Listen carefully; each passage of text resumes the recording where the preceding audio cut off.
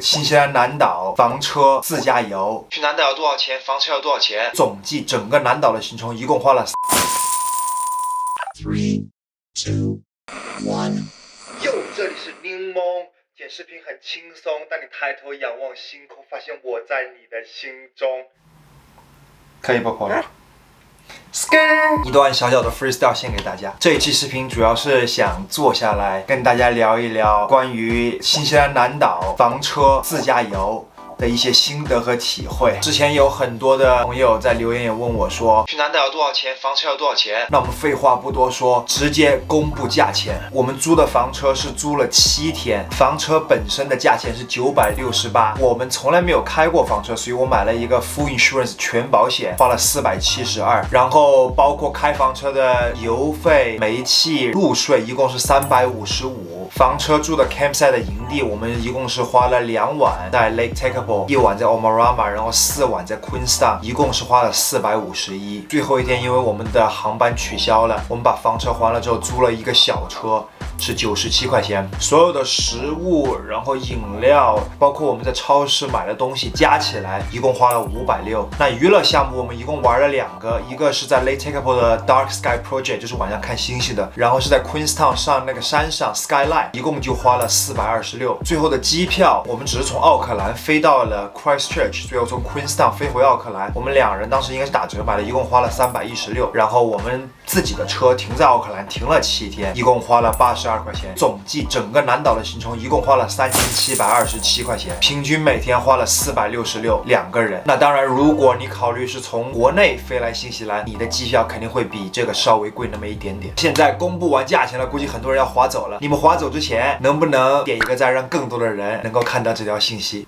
整个南岛的行程我就不多赘述了，有兴趣的朋友可以去看我们之前的 vlog。今天主要是想讲一讲房车的一些心得和经验。首先是房车体型会比普通的车大一点，但其实房车的宽度是跟普通的 SUV 差不多宽，它只是长度会长很多。在开在高速的时候，其实跟普通的车完全没有什么区别，而且因为它的位置很高，所以视野比一般的车更好，其实开得更爽。房车有一个问题是它不让你开超过90公里每小时，那新西兰一般大家开车在高速上会是100到110之内，几乎所有的人都会超你。那对于那些路怒症的来说，是一个很好的磨练。你是路怒症吗？当然房车停车会麻烦一点点，直角停车位是肯定会太长呲出来的。如果是平行停车位的话，我一般会占2个停车位，还是挺麻烦的。那因为我们是冬天去，然后开的房车，有很多人就会问说，那房车会不会很冷啊晚上？其实不会，因为我们的每一个营地都是通电的营地，意思就是到了营地会给你提供电。我们一般是到了营地把电一插，里面会有一个电热小风扇，我们就把电热小风扇一直从头到尾一直打开，开到我们睡觉前关上。小电扇就像一个空调一样，把整个房车弄暖，到了早上等到醒了之后再把它打开，再继续供暖，其实根本不会很冷，整个行程下来。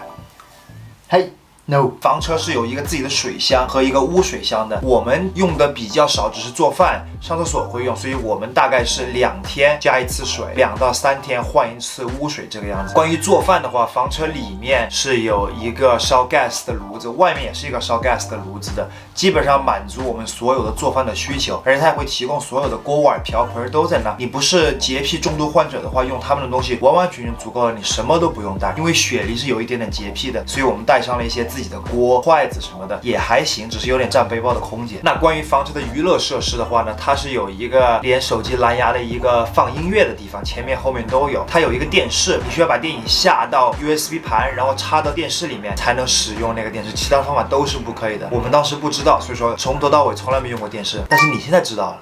关于营地的话，我们一共是去了3个，一个是 Lake Tekapo， 在 Omarama， 然后在 Queenstown。 Lake Tekapo 呢，去到那儿是62块钱一晚上，2人加1车。它的设施非常的新，地理位置也非常的好，我们是杵着湖看，而且那个位置正好能看见早上的日出，所以说非常的漂亮。之后我们去到 Omarama， 是一个小镇，它2人加1车是45块钱一晚上，会便宜一点点。它的设施很明显的感觉到旧很多，但是非常的干净，干净程度其实是一样的，只是说因为它的地方比较较小，加上可能来的人不是很多，所以设施相对来说会比较旧一点。最后我们去到了 Queenstown， 也是住的最久的时候。Queenstown 我们去的那个地方，它是3月份刚刚建成的营地，我们5月份去的，中间的2个月正好是淡季，所以很多设施是一个人都没有用过的。它是58块钱，比 Lake Takapo 还要便宜一点，里面所有东西非常的新，非常的好，非常的现代化。最后的一天，因为航班取消了，我们也没有房车了，我们租了一个它的小木屋。小木屋当时是85块钱一晚上。给我们印象最深的是，小木屋当时一进去，它里面就自己有2个 heater 是一直开着的，进去感觉特别的暖和，到家了的感觉。现在因为是滑雪旺季了，最近查了一下，小木屋要125块钱一晚上了。但比起 Queenstown 所有的其他的那些 motel， 至少要200块钱一晚上来说，其实这个也不算很贵。整个使用房车的过程中，有一些我们带的小的东西，觉得是很实用的。如果你也想要开房车自驾游，你也可以需要。第一个是我们在小米买的一个车载充电器，它是100瓦的，配合着一根1换3的线，只要在车上，我们就会充我们所有的电子设备。一般下车的所有的设备都是满电的，非常的实用。另外一个是插线板，国外的插头可能跟国内的不一样，我们买的也是一个小米的，能插2插或者3插，再加上几个 USB port。最后一个就是保温杯了，我们一般早上起来把水烧好了，倒到保温杯里面，整个一天的行程差不多都能喝到热水。特别是有房车的情况下，你还不用走到哪就把保温杯带在手里，你就可以扔在车上就行了，非常非常的方便。每个国家的旅游都会分季节，有淡季有旺季，淡季旺季中间的英文叫 shoulder season， 每个季节都有自己的好与坏。旺季的话，那它的天气应该是比较适合旅游的，比较宜人的，所有的旅行的景点、酒店、饭店都会开。但是相对的呢，很多游客会来，所以你就会人挤人，所有东西都会物价会比较贵，那整个行程的 budget 就会比较高一点。相反来说，淡季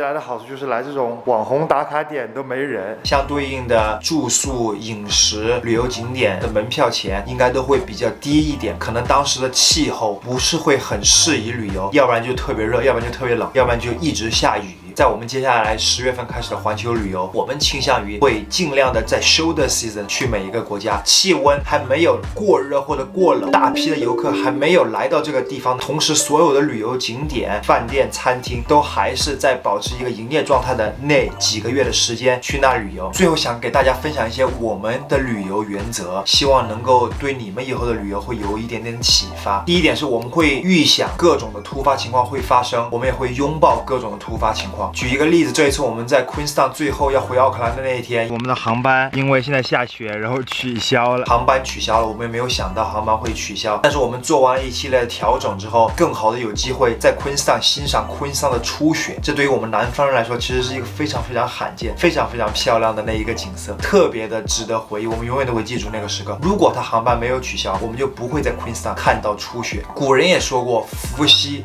祸兮福之所伏。古人也说过，祸兮福之所倚，意思就是在某些突发情况下面，有可能会给你更好的机遇。等到我们去环球旅游的时候，我们也会记录很多很多肯定会发生的突发情况，也会验证看看这句话到底是不是对的。另外一点就是保持一个开放的心态。就在国内，南方跟北方都有差异，更不要说我们去到了国外，大家的生活习性、文化传统、历史都是非常非常的不一样的，会导致有些东西我们会看到说，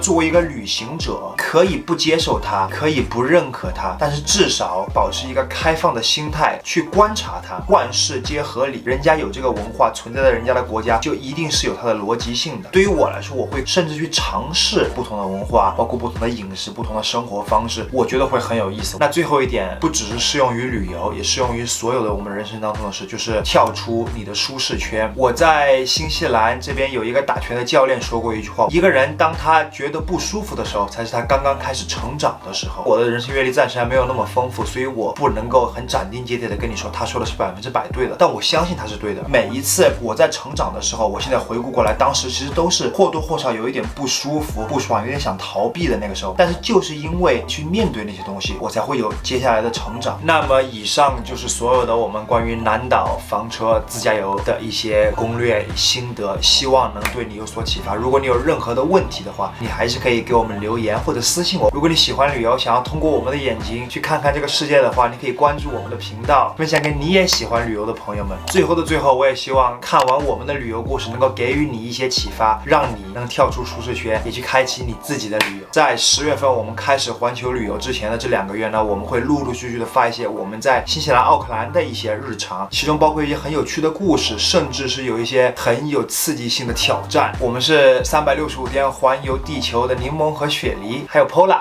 不环游旅游。点赞这条视频，让更多的人看到。那我们下期再见。哟，这里是柠檬。剪视频很轻松，当你抬头仰望星空，我就住在你的心中。